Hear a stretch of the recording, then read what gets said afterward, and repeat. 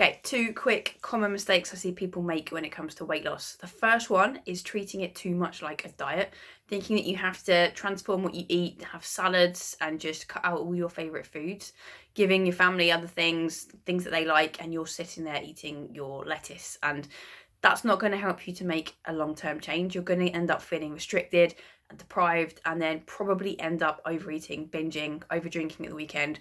There's things that will creep in that will not help you. So you need to be making sure that you do plan in the stuff that you love. You can have anything that you like while you're losing weight. It's all about the portion size and about balance overall.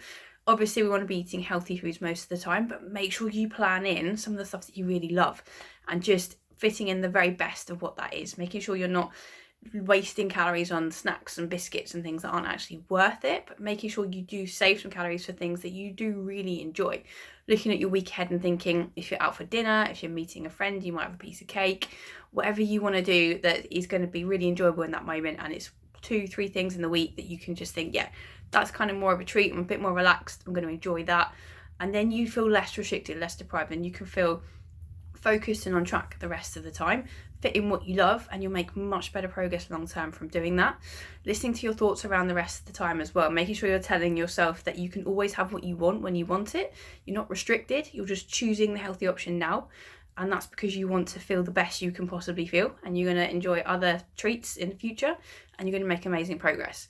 The second thing that people often fall into the trap of doing is getting to a point where things are kind of working well, so you get a bit complacent and start to slip away from doing all the habits that have got you this far. So often this is down to planning foods and thinking in terms of, am I hungry? Like, what do you need to do each week to keep you on track? And often when life gets busy and you've been making good progress, you start to slip up with not planning and not thinking ahead of what you need to be doing. So you start winging it instead. And that, when you're busy, is the worst thing you can be doing, because then you're tired, you're drained, you're using your willpower and your thoughts on all these things that are happening in the day. And then you have to put more thought and more willpower into making a healthy choice. And that is really, really difficult to do. So the weekend is the perfect time to make a plan ahead for the week that's coming, and look at when you're going to be busy, when you need quick and easy things to grab and to make up on the spot stuff. It doesn't have to be perfect, it just needs to be things that will keep you going, keep you in a structure and a routine and on track, so that you then can use your brain power and everything else, and you stick with the habits that have been working for you so far. So if you notice you've kind of veered off track, you're not doing the planning that you were doing, or you're not doing the healthy habits that were working for you before, whether it's walking or whatever else it was, go back to that. Remember that that's okay. You don't need to beat yourself up for kind of slipping off, but just bring yourself back to it, and you'll start to see that progress again. I hope that helps, and I'll talk to you soon.